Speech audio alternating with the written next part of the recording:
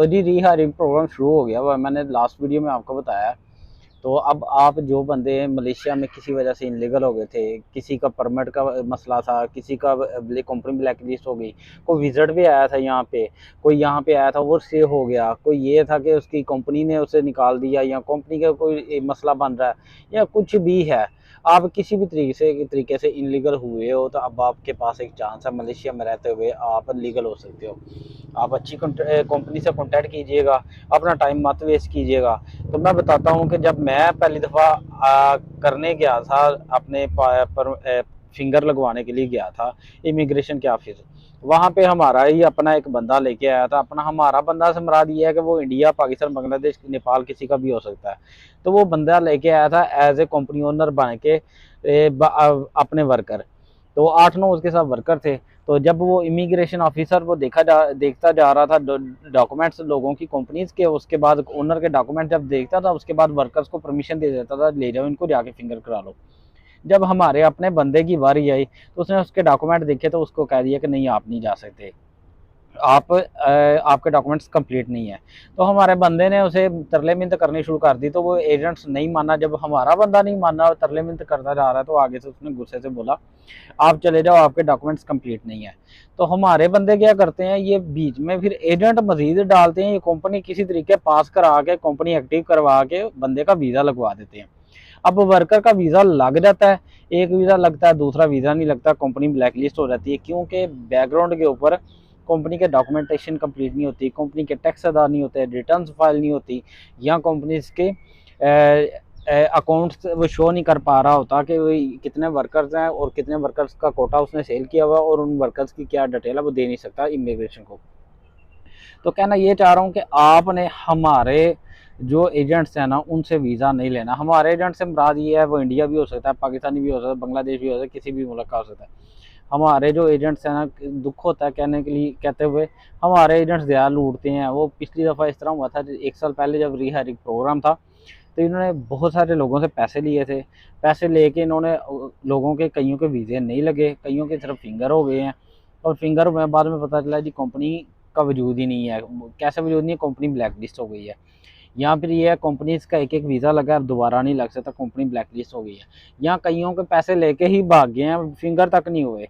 तो कहना ये चाह रहा हूँ कि आपने हमारे लोगों से अपने लोगों से बच के रहना, क्योंकि परदेश में यही लोग हमें सबसे ज़्यादा डसते हैं, सबसे ज़्यादा यही हमारा नुकसान करते हैं, हमारे अपने लोग। क्योंकि बंदा उन्हीं से ज़्यादा धोखा खाता है जिन पे ज़्यादा वो बिलीव करता है। तो हम लोग इन्हीं पे ज़्यादा बिलीव करते हैं, क्योंकि ये हमारी ज़ुबान जानते हैं, चलो ये हमारे मुल्क के हैं, चलो ये हमारी आबो हवा को जानते हैं, चलो हम एक मिट्टी के एक पानी के बने हुए हैं।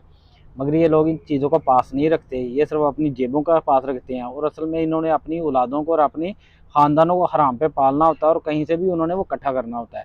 तो कोशिश कीजिएगा कि आप हमारे लोगों से दूर रहिएगा, अपने लोगों से दूर रहिएगा, और कंपनीज़ का इंतखाब कीजिएगा। चाइनीज़ की कंपनीज़ जाके परमिट लगवाइएगा, मलेशियन की कंपनी में परमिट लगवाइएगा। ब्लैक लिस्ट किसी भी कंपनी हो सकती है, चाइनीज़ की भी हो सकती है, मलेशियन की भी हो सकती है, किसी की भी हो सकती है।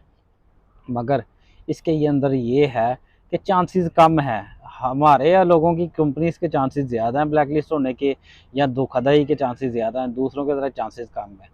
ये है कि अपने आप को सिक्योर कीजिएगा जितना हो सके, पिछली दफ़ा की तरह पैसे ज़ाया ना कीजिएगा। मेरे बहुत सारे दोस्तों ने पैसे ज़ाया किए, कईयों के पासपोर्ट लेके एजेंट बैठ गए हैं, पासपोर्ट नहीं दे रहे, अभी तक पासपोर्ट नहीं दे रहे हैं।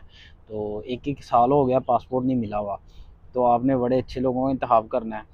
तो कोशिश कीजिएगा जितना सिक्योर कर सकें अपने आप को। कोई स्टाम्प करवा लेता है, कोई एग्रीमेंट करवा लेता है, कुछ भी करवा लेता है, आपने करवाना है चीज़, हर चीज़ करवानी है। और एक और चीज़ में एजेंट आपको धोखा देगा, वो कहेगा जी वीज़ा है आपका लगेगा, नेक्स्ट वीज़े की गारंटी नहीं है, या 3 वीज़ों के बाद की गारंटी नहीं है, 10 वीज़ों की आपने गारंटी लेनी है।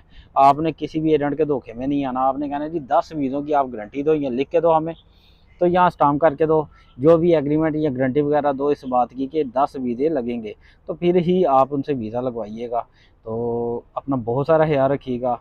मेरी बात अगर बुरी लगी है किसी भी बंदे को, किसी भी एजेंट को, मैं माफ़ी चाहता हूँ। असल में हालात इस तरह के चल रहे हैं, बताना पड़ता है, मैं शऊर देना चाहता हूँ लोगों को।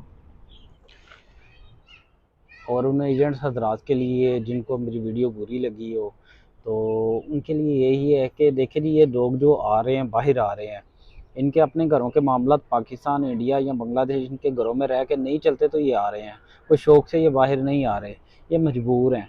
अगर ये मजबूर हैं और फिर आप भी इनकी मजबूरी का फ़ायदा उठाएंगे और इनसे पैसे लेके, पैसे बटोर के आगे फिर इनको धोखा ही देना है, फ्रॉड ही करना है, अगले साल इनके वीज़े रीन्यू नहीं हो रहे, परमिट रीन्यू नहीं हो रहे, या पासपोर्ट लेके रख लेने हैं, पैसे खा लेने हैं, या ब्लैकमेल करना है इनको, इस तरह के मामला करने हैं, तो ये लोग तो ऑलरेडी मजबूर हैं।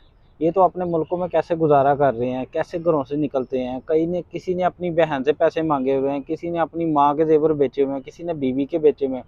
ये लोग तो फाके काट काट के, फाके कर के यहाँ तक आ रहे हैं, यहाँ पे पहुँच रहे हैं मलेशिया में। तो अगर यहाँ पे आके भी आप इनके साथ यही सलूक करेंगे तो इंसानियत कहाँ पे रह जाएगी। तो माज़रत चाहूँगा आज की वीडियो में, एक तो लाइक कर दें, दूसरा हो सके तो लाइक कर दें, नहीं तो मेरे वीडियो को सब्सक्राइब ज़रूर कर दें मेरे चैनल को, और कोशिश करें दूसरों को भी कहें इसको सब्सक्राइब कर दें और वो घंटी के बटन को दबा दें। उससे बेनिफिट ये है कि मेरा चैनल अभी ग्रोथ में है, चलो दूसरों तक इन्फॉर्मेशन पहुंचेगी तो मुझे भी पता है कि मेरा चैनल ग्रोथ से मोनेटाइज पे चल जाएगा। तो ये है कि मैं अभी दूसरों को ज़्यादा से ज़्यादा इन्फॉर्मेशन दे सकूँगा।